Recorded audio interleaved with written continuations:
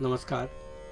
चंद्र राशीप्रमाणे मिथुन राशींच्या व्यक्तींना फेब्रुवारी 2025 या महिन्यासाठी मी आता मार्गदर्शन करणार आहे.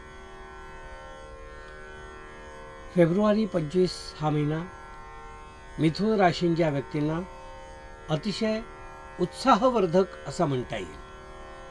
म्हणजे या महिन्यात मी काय करू आणि काय नको, मी हे पण करू, मी ते पण करू, मी हे पण केलं पाहिजे, मी ते पण केलं पाहिजे, अशा अनेक गोष्टी करायला तुम्ही पुढे याल.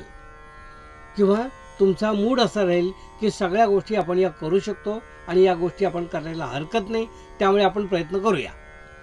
अशा सगळ्या क्षेत्रात तुमचा प्रयत्न चालू राहील किंवा ते करताना धाडस करण्याची प्रवृत्ती राहील. आणि धाडसाने एखादी गोष्ट जेव्हा आपण करतो तेव्हा ती पूर्णत्वाकडे कशी नेता येईल हे तुमच्या विचार सतत डोक्यात चालू असतात आणि तुमचं विचार त्याप्रमाणे घडत जातात.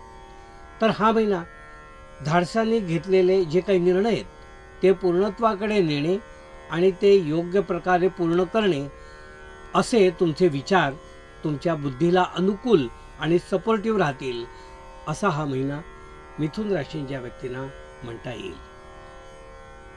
हे सगळं जरी खरं असलं तरी काही वेळेला उतावीळपणे आणि सारासार विचार न करता घेतलेले जे निर्णय आहेत ते अंगलट येऊ शकतात.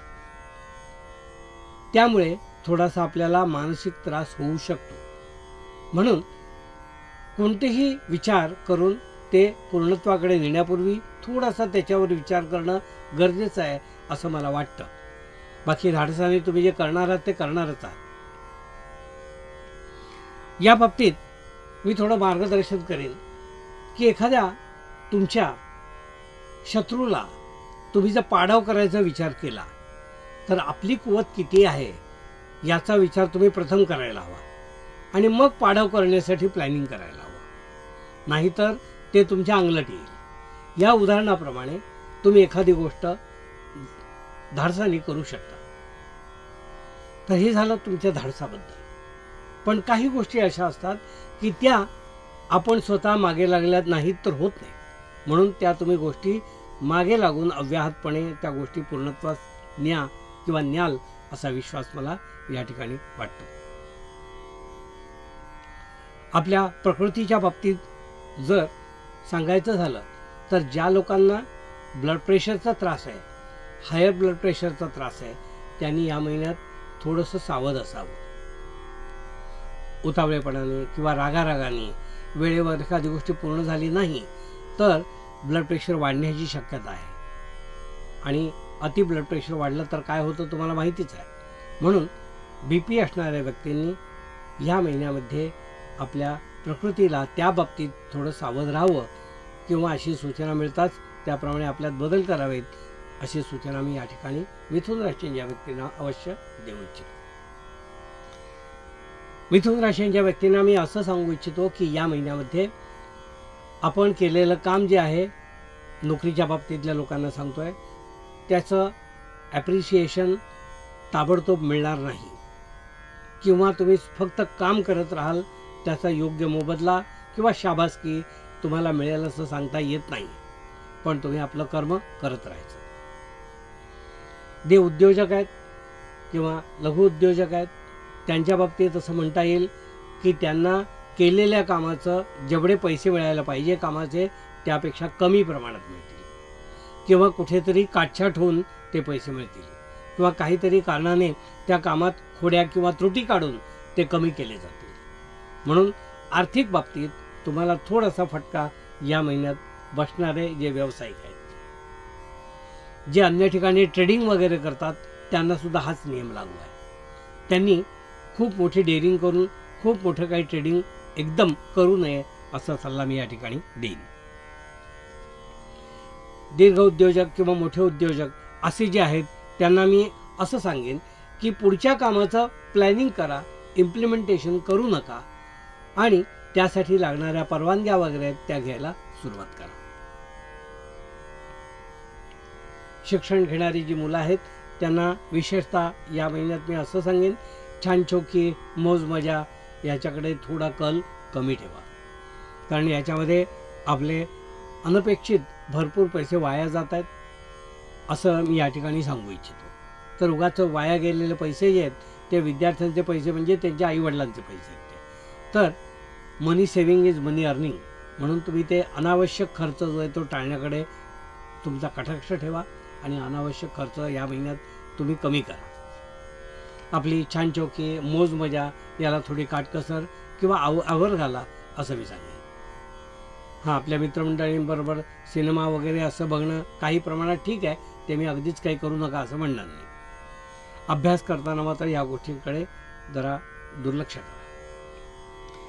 मिथुन राशींच्या व्यक्तींना मी असं सांगू इच्छितो की या महिन्यात आपल्याला कौटुंबिक जबाबदाऱ्या ज्या आहेत त्या टाळता येणार नाही. कौटुंबिक जबाबदाऱ्यांकडे तेवढ्याच खात्रीपूर्वक आणि गरजेनुसार एकदम बारकाईने लक्ष घालावं लागेल असं मला या ठिकाणी दिसून येत आहे. आपलं लक्ष जर त्या ठिकाणी नसलं तर थोडासा त्याचा फटका तुम्हाला पडू शकतो.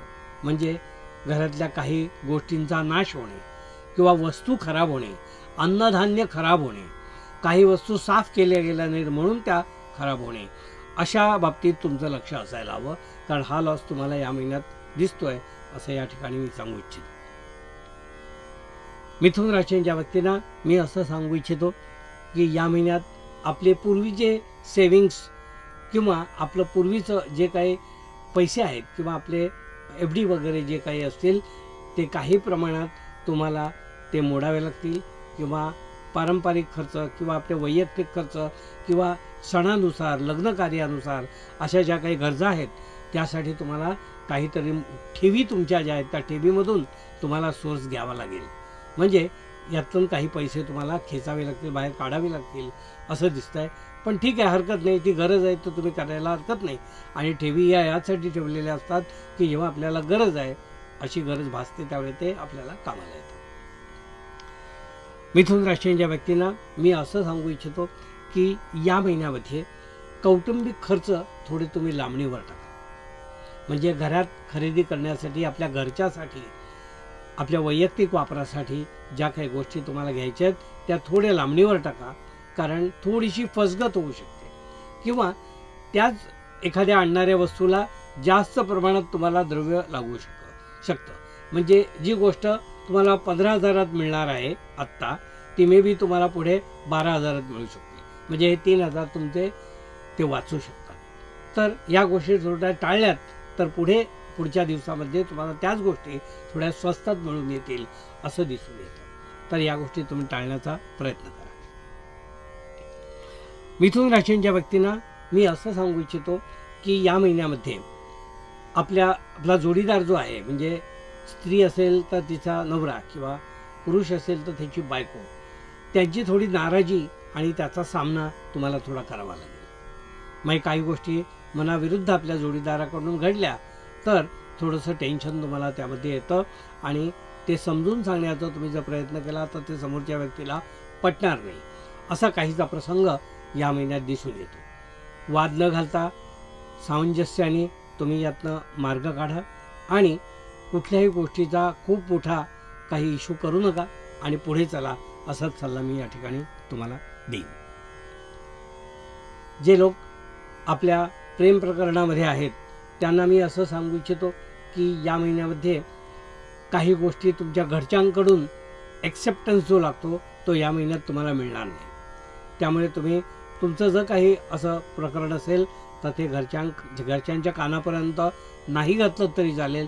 2 ते 3 महिन्याच्या कालावधीनंतर तुम्ही ते घाला, तर तेव्हा ते तुम्हाला अनुकूलता साहजिकच मिळेल. मिथुन राशीच्या व्यक्तींना मी असं सांगू इच्छितो की या महिन्यामध्ये आपल्या आरोग्याकडे, विशेषतः कंबर आणि कमरेपासूनचा खालचा भाग या बाबतीत थोडा आरोग्यावर तुमच्या लक्ष द्या. त्या ठिकाणी काही जर सिनियर सिटीजन असतील तर त्यांना पडल्यामुळे त्रास होणे किंवा काहीतरी फ्रॅक्चर होणे अशा गोष्टी होऊ शकतात. या गोष्टींकडे तुम्ही कटाक्षाने लक्ष द्या, हेच मला या ठिकाणी सांगायचं. आणि हे होतं मिथुन राशीच्या व्यक्तींना मार्गदर्शन.